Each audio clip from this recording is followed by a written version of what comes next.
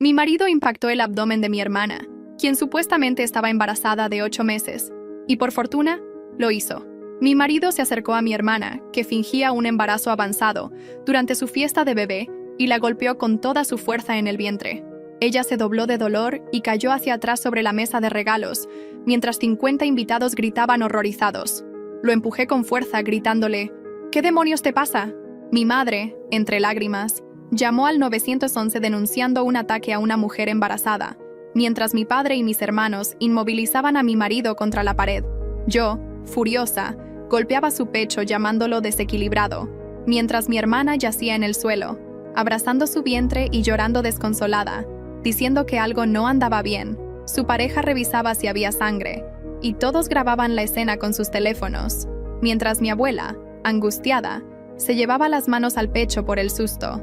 Mis tías agarraron a sus hijos y salieron corriendo, mientras yo me arrodillaba junto a mi hermana, intentando sentir los movimientos del bebé, pero ella apartaba mis manos, gritando, «¡No me toques! ¡Duele demasiado!». La vecina, que era comadrona, intentó ayudarla, pero mi hermana se encogió en posición fetal, chillando que nadie tocara su barriga.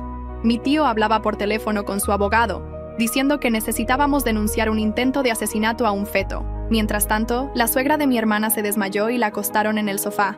Mi hermana seguía abrazando su vientre con fuerza, llorando que sentía que algo andaba mal dentro de ella.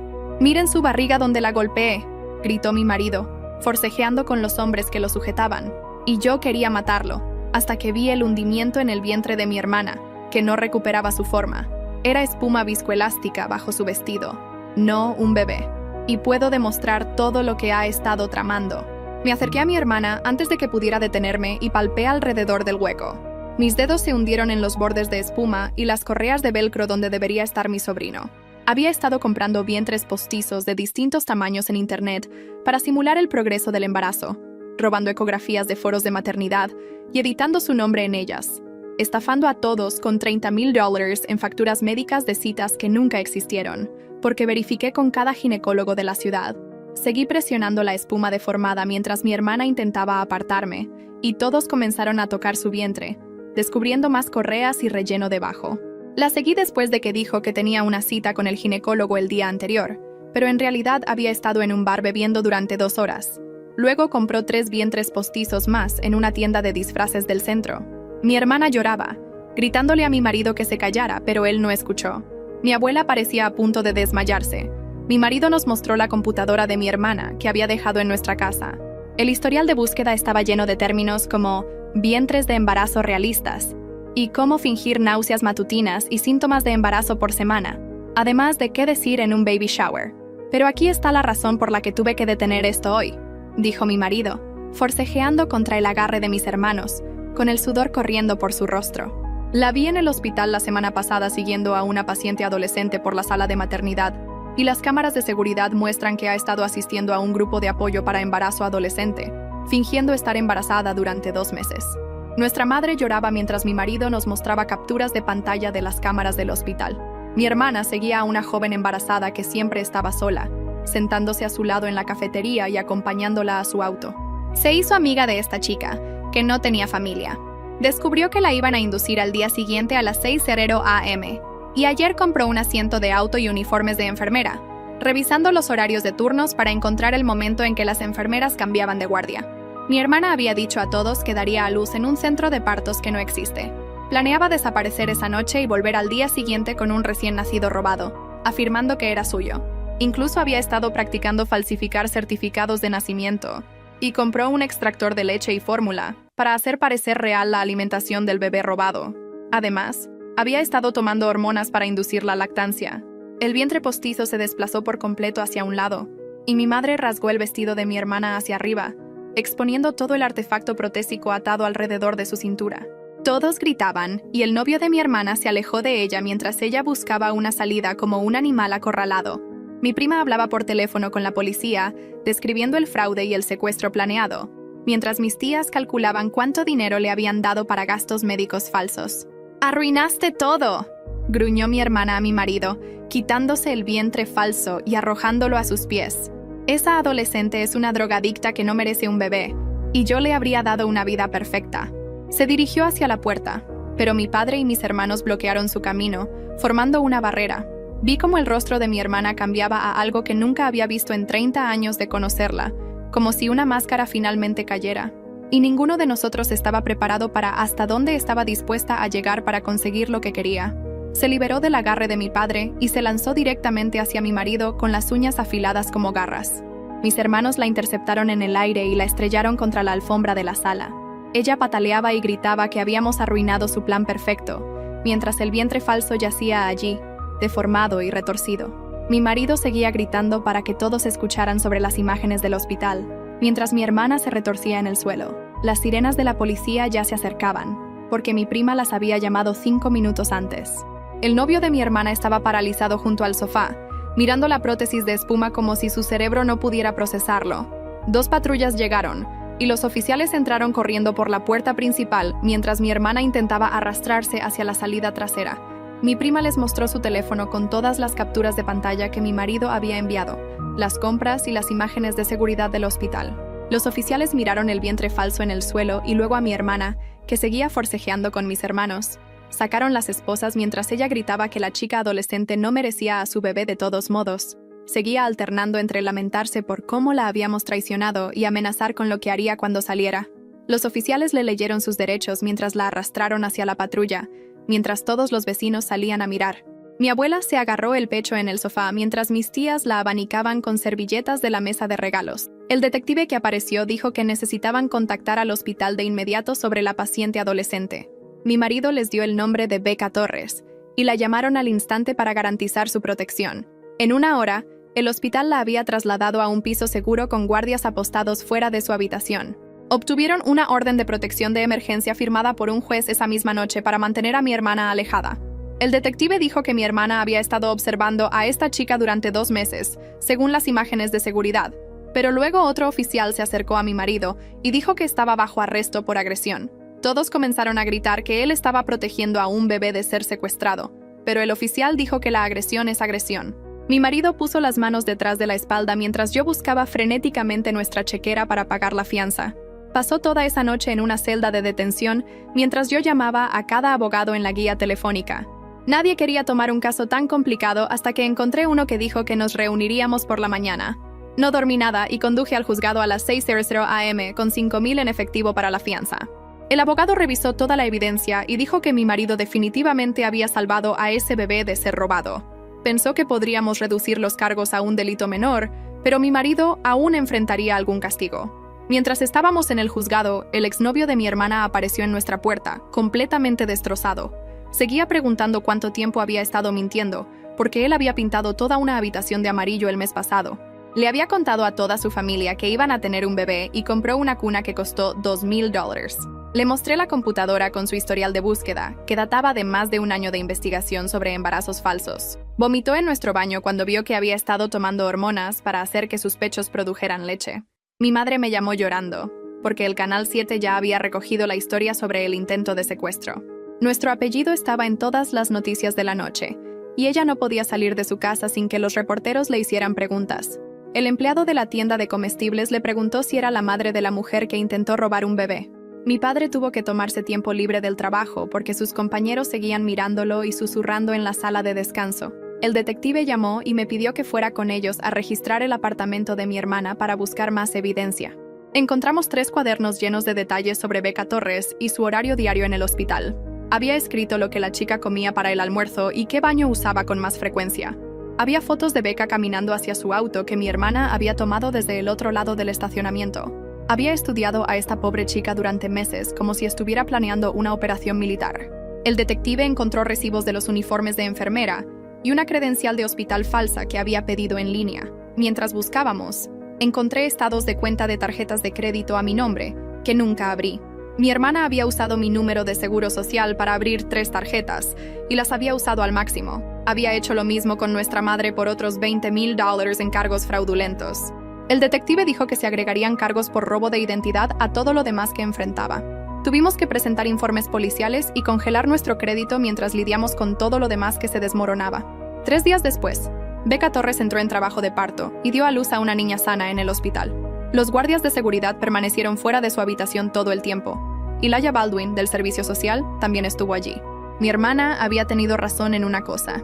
Becca no tenía apoyo familiar, pero ahora tenía a Laya ayudándola a solicitar asistencia de vivienda y descubrir cómo ser madre. Hay algo profundamente inquietante en lo calculadora que era mi hermana, con todos esos cuadernos rastreando el horario del baño y las elecciones de almuerzo de esa pobre chica. Me hace preguntarme, ¿qué más podría haber estado planeando que aún no han encontrado en su apartamento? El bebé estaba perfecto y a salvo, y mi hermana estaba sentada en la cárcel, donde no podía lastimar a nadie. Pensamos que ese sería el final, pero el abogado de mi hermana dijo que quería ir a juicio. Estaba planeando argumentar que estaba haciendo un servicio público al tomar al bebé de una madre no apta. El fiscal se presentó en nuestra casa 2 días después, con una pila de papeles gruesa como un directorio telefónico. Expuso todos los cargos contra mi hermana uno por uno en nuestra mesa de cocina. El intento de secuestro del hijo de una menor conllevaba más tiempo. Luego, los cargos de fraude, robo de identidad y acoso agregaron más años. Mi marido se sentó frente a ella con su propia pila más pequeña de papeles por su cargo de agresión. Nuestro abogado seguía diciendo que era el mejor resultado que podíamos esperar, dado lo que mi marido hizo. El fiscal acordó reducirlo a agresión menor si se declaraba culpable y aceptaba cualquier castigo que el juez diera. Mi padre me llamó esa noche desde la sala de emergencias porque le dolía el pecho y no podía respirar bien. El doctor dijo que era un episodio cardíaco menor provocado por el estrés y lo mantuvieron durante la noche para observación. Seguía preguntando a las enfermeras cómo se perdió todas las señales de que su hija podía hacer algo tan terrible. Mi madre se sentó al lado de su cama del hospital, llorando y sosteniendo su mano mientras las máquinas pitaban a su alrededor. El exnovio de mi hermana me llamó a la mañana siguiente, preguntando si podía ir a su apartamento. Había estado empacando sus cosas y encontró 3 vientres postizos más en su armario. Eran de diferentes tamaños, etiquetados como 6 meses, 7 meses y 8 meses, con su letra. Los recibos mostraban que había estado comprándolos durante más de un año, practicando cómo usarlos correctamente. Me mostró videos en su teléfono de ella probando diferentes formas de caminar y poses en el espejo del baño. Había notas sobre qué ropa ocultaba mejor las correas y cómo sentarse para que el vientre pareciera natural. Mi abuela no había salido de su habitación en 3 días y no respondía cuando llamábamos. Mi madre finalmente usó su llave de repuesto y la encontró sentada en la oscuridad, mirando a la nada. Le había dado a mi hermana $5,000 para vitaminas prenatales y gastos médicos durante los últimos meses. La vergüenza de ser engañada por su propia nieta la estaba consumiendo por dentro. Nuestro abogado llamó con más malas noticias sobre lo que había encontrado investigando la actividad en línea de mi hermana. Se había unido a 12 foros de embarazo diferentes bajo nombres falsos durante los últimos 2 años. Cada cuenta tenía fotos de ultrasonido robadas de mujeres embarazadas reales que había editado con su información. Había copiado las historias de embarazo de otras mujeres, palabra por palabra, y las había publicado como sus propias experiencias. El abogado imprimió cientos de páginas mostrando cómo había estudiado embarazos reales para hacer su mentira perfecta. 2 semanas después, mi marido se paró frente al juez y se declaró culpable de agresión menor.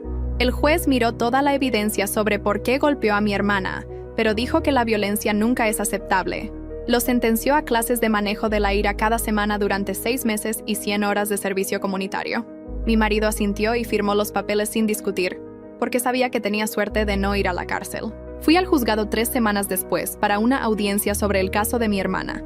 Becca Torres también estaba allí con su bebé recién nacida, durmiendo en un portador contra su pecho. Se veía tan joven sentada en ese banco, tal vez de 17 años como máximo, con ojeras. Cuando me vio, se acercó y me agradeció por detener a mi hermana de robar a su bebé. Su voz temblaba cuando habló sobre lo asustada que estaba de testificar, pero quería justicia. El bebé hizo pequeños ruidos, y Becca ajustó la manta alrededor de su pequeña cara con manos gentiles. Pude ver por qué mi hermana la había elegido, porque estaba sola, sin familia, en la sala del tribunal.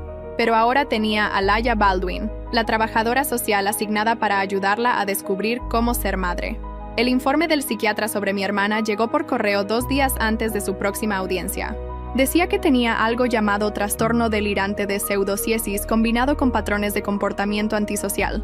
El doctor escribió que mi hermana genuinamente creía que merecía un bebé más que las madres no aptas. Veía a las madres adolescentes y a las mujeres que luchan con la adicción como indignas de sus hijos. El informe continuó durante 20 páginas sobre cómo su mente justificaba planear robar al bebé de Becca. Me enfermó leer cómo se había convencido a sí misma de que estaba haciendo algo noble y correcto. Mis padres contrataron a un asesor financiero para averiguar cuánto dinero mi hermana había robado de todos. El total llegó a casi $50,000 cuando sumaron todo el fraude con tarjetas de crédito. Empezaron a vender cosas y a sacar de sus ahorros para el retiro, para devolver el dinero a los miembros de la familia. Mi padre no podía mirar a nadie a los ojos en las cenas familiares y seguía disculpándose por criar a alguien que podía hacer esto. La vergüenza lo estaba destruyendo peor que los problemas cardíacos, porque se sentía responsable por no verlo. 3 semanas después de su arresto, mi hermana me envió una carta desde la cárcel escrita en papel amarillo legal. Decía: «Me traicionaste y nunca me perdonarías por arruinar tu vida». Toda la carta culpaba a todos los demás por no entender que Becca no merecía a su bebé. Escribió que las adolescentes que quedan embarazadas son egoístas e irresponsables y no merecen ser madres.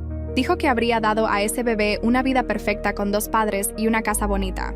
La última línea decía que estaba haciendo lo correcto y todos éramos demasiado estúpidos para verlo. Tiré la carta a la basura y traté de olvidarla, pero 2 días después, mi marido tuvo que comenzar su servicio comunitario en el centro juvenil del centro. El juez lo hizo hacer 100 horas enseñando a los niños sobre el manejo de la ira, lo cual se sentía extraño, ya que había golpeado a mi hermana. Entró a esa primera sesión con 12 estudiantes de secundaria mirándolo, y comenzó a contarles toda nuestra historia sobre el baby shower. Los niños se sentaron allí con la boca abierta mientras él explicaba cómo había seguido a mi hermana y descubierto su plan de robar un bebé. Les mostró cómo la ira puede proteger a las personas a veces, pero la violencia siempre tiene consecuencias, incluso cuando tienes razón. Un niño preguntó si se arrepentía de golpearla, y mi marido dijo que no se arrepentía de detener el secuestro, pero sí de usar sus puños.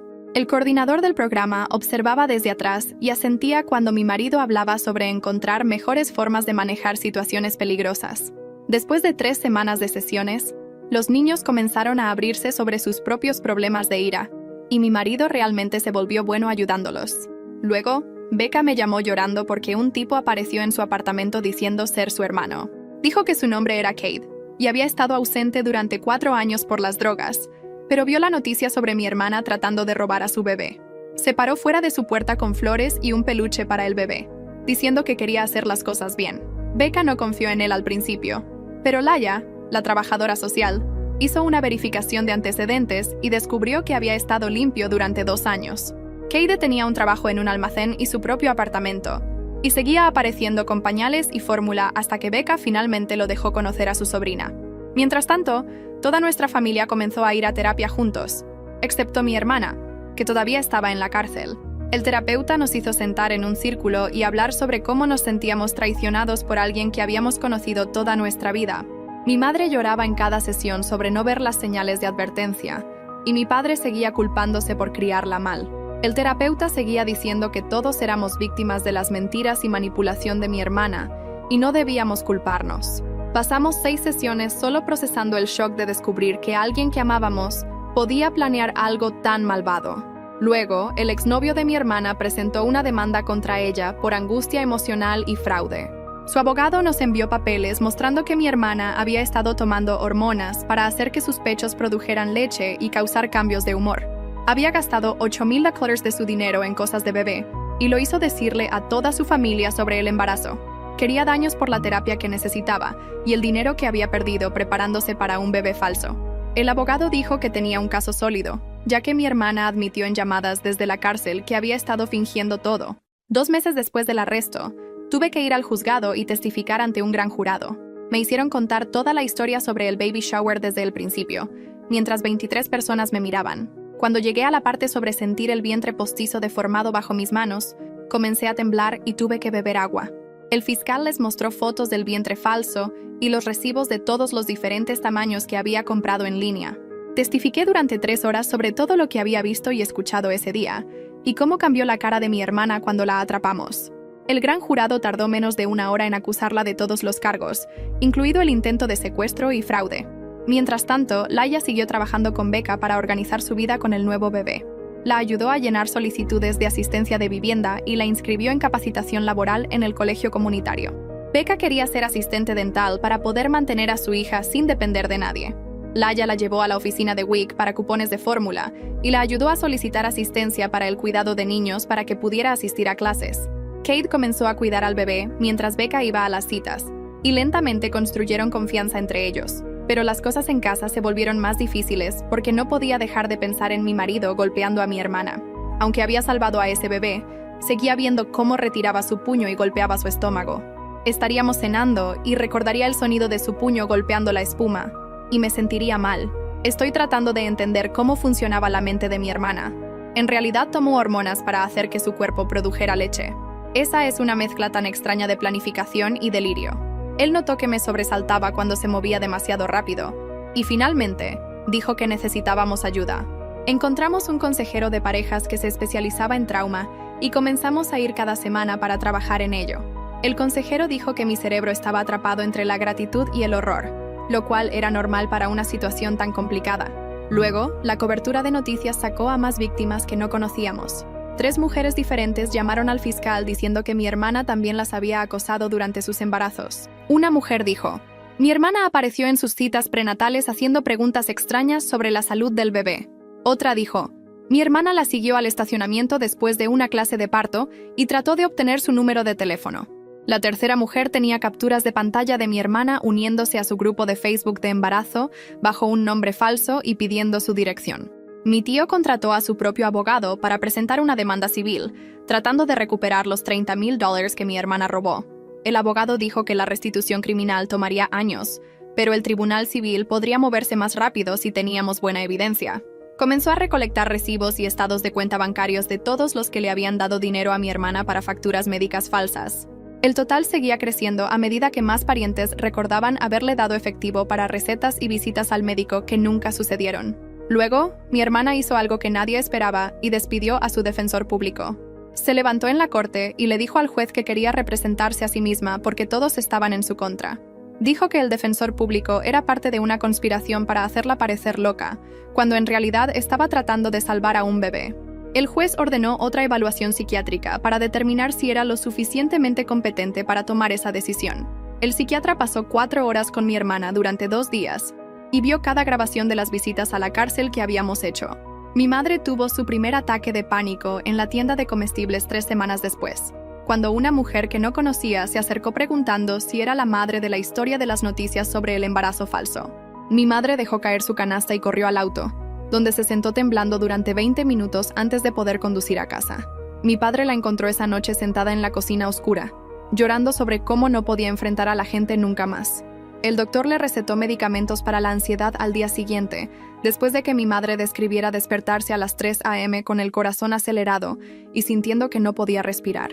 Comenzó a tomar las píldoras, pero la hacían sentir cansada todo el tiempo y dejó de ir a su club de lectura y clase de yoga. Mientras tanto, Laia Baldwin seguía reuniéndose con Becca y su hermano Cade, quien había aparecido después de ver la cobertura de noticias. Cade había estado limpio durante 2 años y trabajaba en construcción, pero quería ayudar a su hermana después de perderse tanto de su vida. Laia lo presentó a su esposo Ramón, quien dirigía una empresa de seguridad y necesitaba trabajadores confiables para turnos nocturnos en los edificios de oficinas. Kate tomó el trabajo y se mudó a un pequeño apartamento cerca de Becca para poder cuidar al bebé mientras ella iba a las citas. Mi marido llegó a la mitad de sus 100 horas de servicio comunitario y llegó a casa hablando sobre este niño llamado Isaac, que le recordaba a sí mismo a esa edad. El centro juvenil lo tenía enseñando defensa personal básica, pero principalmente solo escuchaba a los niños hablar sobre sus problemas en casa. El instructor de manejo de la ira notó que mi marido también era diferente y comenzó a hacer que ayudara con los participantes más nuevos que todavía estaban en la fase de enojo. Los resultados de la segunda evaluación psiquiátrica regresaron diciendo que mi hermana era competente para ser juzgada, pero tenía algo llamado trastorno de personalidad narcisista, con características antisociales. El psiquiatra escribió que entendía el bien del mal, pero creía que sus deseos eran más importantes que los derechos de otras personas. Recomendó al menos 5 años de terapia intensiva, ya fuera que mi hermana fuera a prisión o no. Mi padre volvió al trabajo después de tomarse 2 semanas libres, pero llegó a casa temprano su primer día, diciendo que no podía manejar las miradas de sus compañeros de trabajo. Su jefe sugirió que tomara la jubilación anticipada con beneficios completos, ya que había estado allí 28 años, y mi padre comenzó a considerarlo seriamente. Este fin de semana, estaba limpiando el garaje y encontré una caja de cosas de mi hermana de cuando se había quedado con nosotros el año pasado.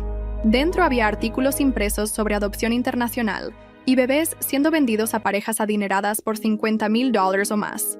Había notas con su letra sobre cómo falsificar papeles de adopción y qué países tenían menos supervisión. Había marcado historias sobre personas siendo atrapadas y resaltado qué errores habían cometido.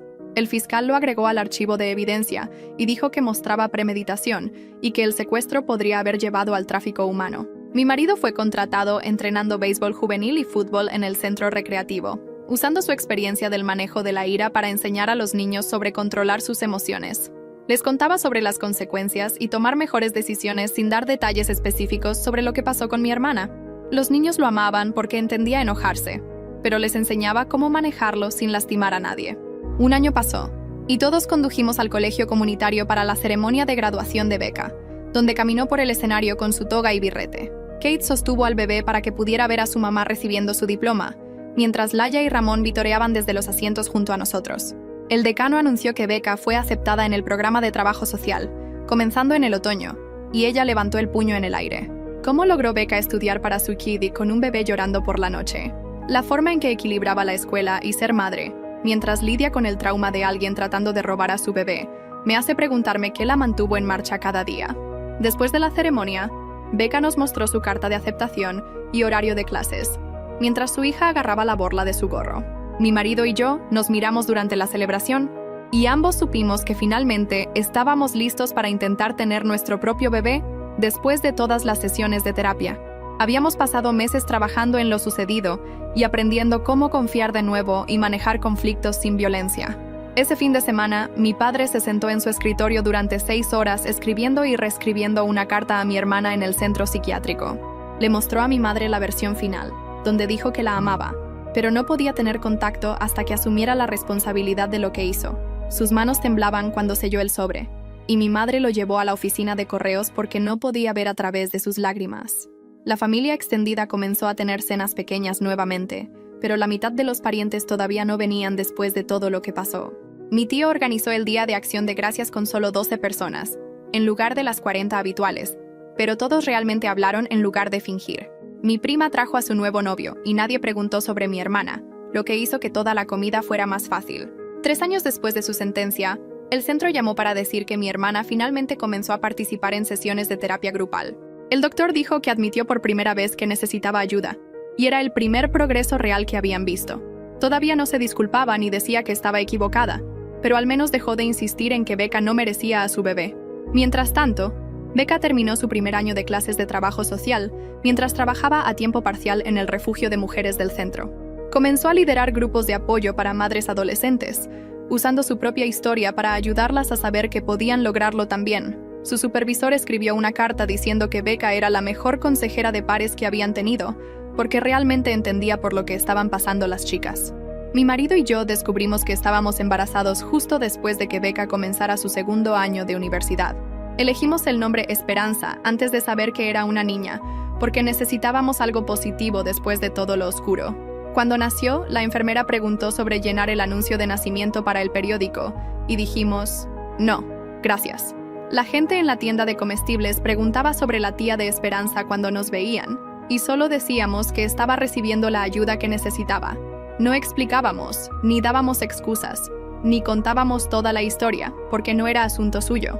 5 años después de ese terrible baby shower, nuestra familia encontró su nueva normalidad con cenas semanales y noches de juego mensuales. Teníamos cámaras de seguridad ahora, y mi madre mantenía las puertas cerradas con llave incluso durante el día, lo cual nunca hacíamos antes. Mi padre comenzó a ir a la iglesia de nuevo y encontró paz ayudando con el banco de alimentos cada sábado por la mañana. Mi marido entrenaba a 3 equipos juveniles diferentes y enseñaba a los niños sobre tomar buenas decisiones cuando se enojaban. Observaba a Esperanza jugando en el parque y me aseguraba de que supiera sobre límites y hablar cuando algo se sentía mal. Le enseñamos que la familia significa amor, pero también significa hacer responsables a las personas cuando lastiman a otros. El psiquiatra llamó el mes pasado para decir que mi hermana estaba haciendo un progreso lento, pero necesitaría años más de tratamiento antes de cualquier liberación. Escuchamos la actualización y les agradecimos por llamar, pero ya no la visitábamos ni le escribíamos de vuelta. Nuestra familia aprendió a detectar las señales de alerta que habíamos ignorado antes, como las pequeñas mentiras y la forma en que siempre se hacía la víctima. Dejamos de dar excusas por el mal comportamiento de las personas y comenzamos a señalar las cosas cuando no se sentían bien. Mi madre se unió a un grupo de apoyo para padres de hijos adultos con trastornos de personalidad y se convirtió en su secretaria después de 6 meses. Ayudaba a los nuevos miembros a entender que la enfermedad mental no excusa lastimar a personas inocentes o planear crímenes. Mi padre escribía en su diario cada noche sobre el perdón y los límites, y cómo amar a alguien desde la distancia. Mis hermanos se comunicaban semanalmente, y todos íbamos a terapia por separado para trabajar en nuestra propia culpa y trauma. La familia extendida lentamente volvió a unirse, pero con nuevas reglas sobre dinero y confianza y verificación. Ya nadie daba regalos en efectivo, y todos pedían recibos cuando alguien necesitaba ayuda con gastos. Esperanza cumplió 3 años el mes pasado y preguntó por qué solo tenía una tía cuando sus amigos tenían más. Le dijimos que la tía Sara estaba enferma y necesitaba doctores especiales para ayudarla a mejorar. Lo aceptó como lo hacen los niños y volvió a jugar con sus juguetes sin preguntar más. Becca se graduó con su título de trabajo social y fue contratada a tiempo completo en el refugio, mientras Kate cuidaba a su hija. Se mudaron a un apartamento más grande cerca de la universidad y comenzaron a ahorrar para el pago inicial de una casa. Laya y Ramón se convirtieron en familia para ellos y para nosotros, después de todo lo que habían hecho para ayudar. Nuestras vidas no eran perfectas, pero eran reales y honestas, y libres de la manipulación con la que habíamos vivido durante tanto tiempo. Epílogo. El instructor de manejo de la ira de mi marido era un hombre mayor llamado Frank, que había sido marine y luego policía antes de convertirse en consejero. Frank comenzó a reunirse con mi marido uno a uno después de las sesiones grupales para hablar sobre la diferencia entre proteger a las personas y atacarlas. Le hizo escribir lo que estaba sintiendo en el momento antes de golpear a mi hermana y qué otras opciones podría haber elegido. Trabajaron a través de escenarios donde mi marido tuvo que practicar técnicas de desescalada, incluso cuando sabía que alguien estaba haciendo algo mal. El fiscal me llamó 2 meses después del arresto para discutir un acuerdo de culpabilidad que le estaban ofreciendo a mi hermana. 15 años con posibilidad de libertad condicional después de 7 si completaba el tratamiento psiquiátrico y mostraba remordimiento genuino. La alternativa era ir a juicio, donde podría obtener de 25 años a cadena perpetua si el jurado la condenaba por todos los cargos, incluido el intento de secuestro de un menor. Becca fue aceptada en un programa de HED para madres jóvenes, que incluía cuidado infantil gratuito durante las clases. El programa se reunía 3 noches a la semana y los sábados por la mañana en el colegio comunitario. Kate ajustó su horario de trabajo para poder cuidar al bebé mientras Becca estaba en clase, y Laya lo ayudó a establecer una rutina. Becca estaba decidida a terminar su HED y luego comenzar el programa de asistente dental el año siguiente. El bebé estaba sano y alcanzando todos sus hitos, y Becca nos envió una foto de ella sonriendo por primera vez. El abogado de mi hermana presentó el acuerdo de culpabilidad durante una videollamada desde la cárcel, pero mi hermana comenzó a gritar antes de que terminara de explicarlo.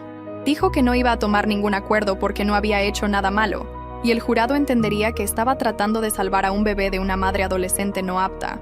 Su abogado intentó explicar que la evidencia era abrumadora, pero ella lo despidió en el acto, y dijo que encontraría a alguien que realmente creyera en su caso. El juez nombró otro defensor público, pero mi hermana se negó a reunirse con ellos, y presentó papeleo para representarse a sí misma nuevamente. Los guardias informaron que no estaba tomando la medicación que le habían recetado para su ansiedad, y estaba pasando todo su tiempo en la biblioteca de leyes, investigando casos donde las personas vencieron los cargos de secuestro. Escribió cartas a cualquiera que quisiera escuchar, alegando que estaba siendo perseguida por tratar de ayudar a un bebé a tener una vida mejor. El terapeuta familiar nos hizo sentar en un círculo cada martes por la tarde en su oficina, que olía a velas de vainilla y libros viejos. Sacó una línea de tiempo en una pizarra grande y comenzó a marcar fechas cuando mi hermana había mentido sobre cosas que habíamos olvidado.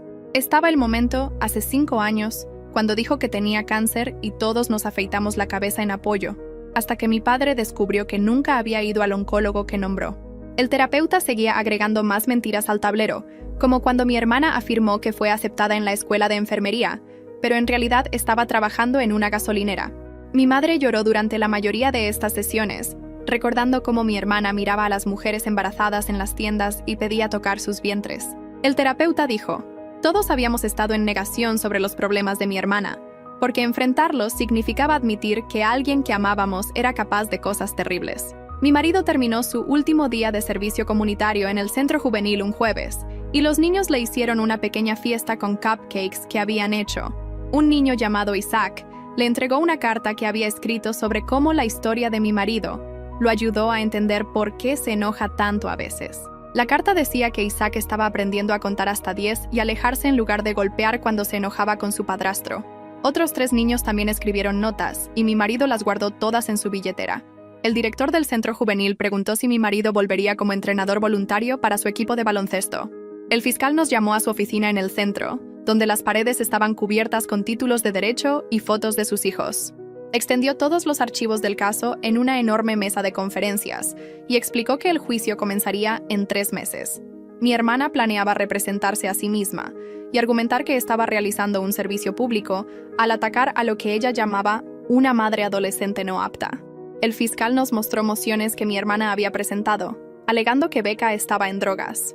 Aunque todas las pruebas de drogas salieron limpias, nos advirtió que mi hermana trataría de verse como una heroína que estaba salvando a un bebé del abandono. Mis padres se reunieron con un agente de bienes raíces sobre su casa de vacaciones en las montañas, donde solíamos pasar cada Navidad. La habían comprado hace 20 años y la arreglaron ellos mismos, pero ahora necesitaban el dinero para pagar a todos los que mi hermana había estafado. Mi tío recuperó $1,500, y mis tías también recuperaron su dinero. Mi abuela se negó a tomar nada, diciendo que no quería su dinero, solo quería que sanaran. La casa se vendió en 2 semanas a una familia joven con 3 hijos. Estaba eligiendo manzanas en la tienda de comestibles cuando escuché a un bebé llorar, y me volví para ver a Becca empujando un carrito con su hija en el portador. Kate estaba con ellas, comparando precios de fórmula en su teléfono. El bebé tenía esas mejillas regordetas y llevaba un mameluco rosa que decía «Niña de mamá».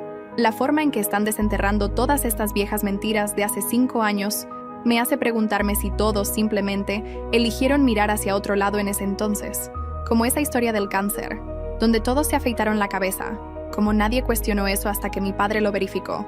Becca se veía cansada, con ojeras, pero estaba sonriendo a su bebé y haciendo caras graciosas para detener el llanto.